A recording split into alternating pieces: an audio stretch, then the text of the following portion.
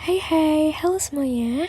Kali ini aku Resa dari dengan NIM 112112880 akan membahas mengenai pengujian non-parametris menggunakan aplikasi SPSS. Nah, sebelumnya udah aku jelasin mengenai materinya di deskripsi di blog aku. Nah, kali ini langsung aja kita bahas ke video. Oke teman-teman, di sini di latihan 5 kita akan menguji apakah distribusi data nilai statistika dari 30 mahasiswa jurusan statistika normal atau tidak. Berikut adalah data nilai statistika dari 30 mahasiswa jurusan statistika adalah sebagai berikut.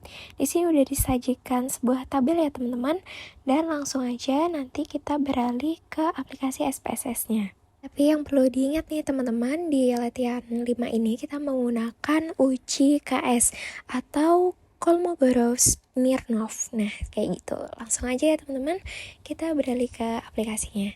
Untuk variable view sudah seperti biasa ya teman-teman, di sebelumnya juga udah ada. Nah, langsung aja kita ke data view-nya. Nah, di sini untuk data view kita tinggal copy paste dari tabel yang sebelumnya ya teman-teman. Lalu kita klik dari analyze, lanjut ke non-parametric test. Ini langsung ke legacy dialog. Dan di sini kita diarahkan karena tadi 1 KS ya teman-teman, kita langsung klik untuk 1 KS. Nah, di sini langsung aja karena tes variable list-nya udah nilai statistik, langsung aja kita ke OK. Nah, untuk melihat hasilnya kita pindah dulu ya teman-teman. Nah, di sini udah ada hasilnya.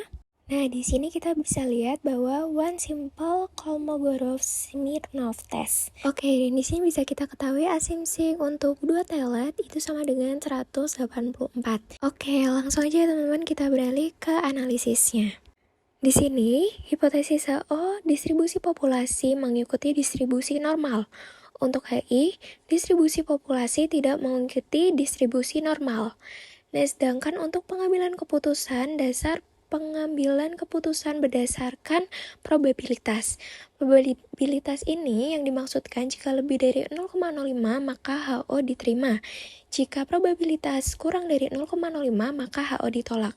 Nah, kesimpulan yang dapat kita ambil yaitu terlihat bahwa pada kolom asumsi 2 telet untuk diuji dua sisi adalah 0,184 karena kasus adalah uji satu sisi, maka probabilitas menjadi 0,184 dibagi 2 sama dengan 0,092. Nah, di sini didapat probabilitas di atas 0,5, maka HO diterima. Atas distribusi populasi mengikuti distribusi normal. Oke, lanjut ke soal nomor 2. Seorang guru ingin mengetahui bagaimana respon siswa dalam belajar dengan memberikan 4 metode yang berbeda.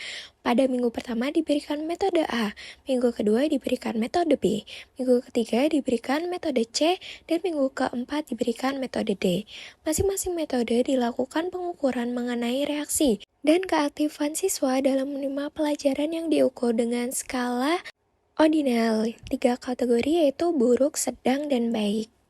Dan di sini teman-teman udah ada tabelnya ya, bisa kita lihat di sini A, B, C, D dengan 4 metode karena tadi di soalnya 4 metode. Langsung aja teman-teman kita beralih ke aplikasi SPSS-nya. Variable view sendiri masih sama ya teman-teman, bisa kita lihat. Nah, untuk formatnya sama, langsung aja kita ke data view-nya.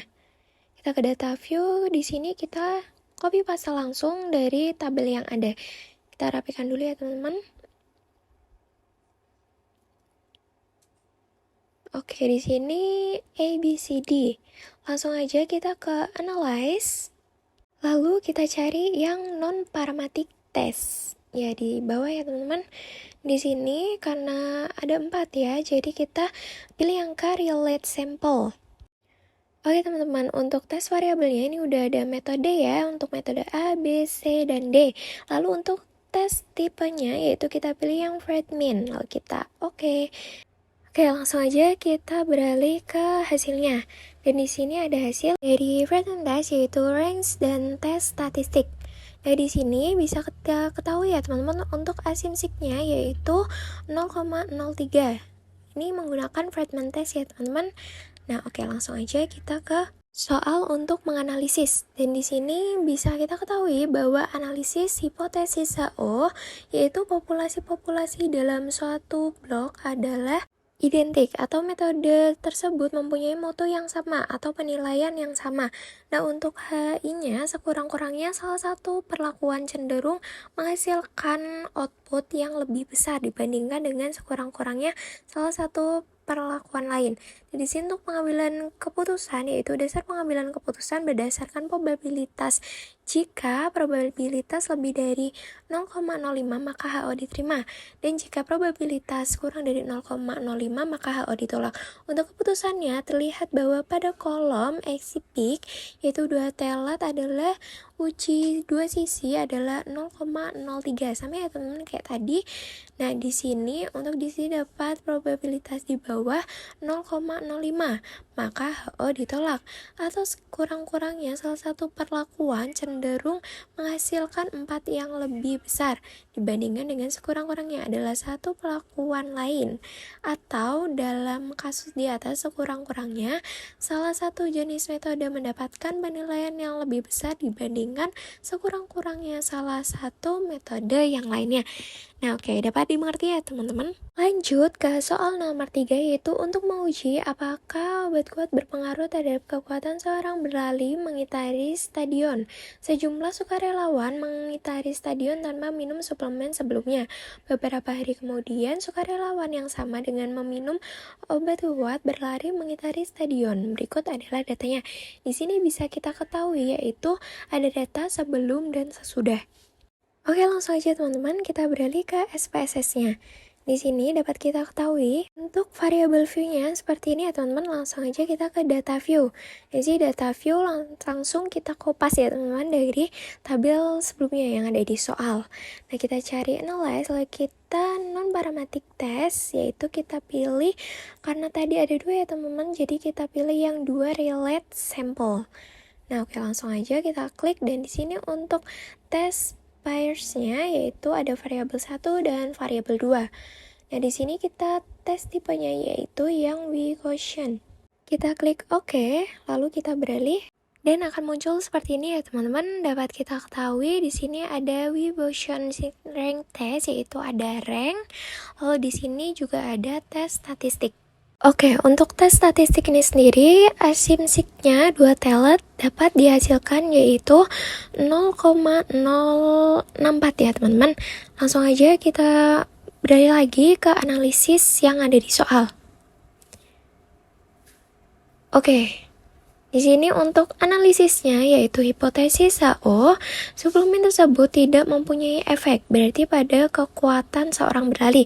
Untuk HI-nya, suplemen tersebut mempunyai efek pada kekuatan seorang berlari. Nah, untuk pengambilan keputusannya yaitu jika statistik hitung kurang dari tadi statistik tabel, maka HO ditolak. Jika statistik hitung lebih dari statistik tabel, maka HO diterima. Oke teman-teman, untuk statistik hitungnya yaitu menghitung uji statistik dari Wilcoxon.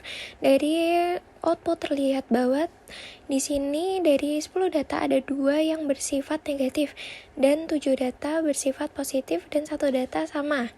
Oke, di sini kita bisa lihat ya teman-teman, di sini ada 2 negatif dan 7 positif. Dari angka ini didapat uji Wilcoxon yaitu T adalah 7. Kemudian teman-teman, untuk statistik tabelnya dengan melihat tabel Wilcoxon dapat dilihat pada tabel statistik tadi ya teman-teman. Untuk N atau jumlah data sama dengan 10, uji satu sisi dan tingkat signifikansi atau signifikan 5%. Maka didapat statistik Wilcoxon. Oke, langsung aja teman-teman. Untuk keputusannya, karena statistik hitung kurang dari statistik tabel, maka HO ditolak. Dasar pengambilan keputusan berdasarkan probabilitas. Jika probabilitas 0,05, maka HO diterima. Dan jika probabilitas kurang dari 0,05, maka HO ditolak. Oke, untuk keputusannya yaitu teman-teman terlihat bahwa pada kolom asymmetric yaitu 2 telet untuk diuji sisi adalah 0,064. Karena kasus salah satu uji sisi, maka probabilitas ini menjadi 0,064 dibagi 2 sama dengan 0,032. Di sini didapat probabilitas di bawah 0,05, maka HO ditolak. Atau suplemen tersebut memang mempunyai efek yang nyata terhadap kekuatan seseorang berlari mengitari stadion. Oke teman-teman, cukup mudah ya untuk melakukan analisis non-parametrik ini. Tadi udah ada soal 1, 2, dan 3, dan semoga dapat dipahami ya teman-teman. Oke, see you teman-teman, dan sampai jumpa di soal berikutnya. See you!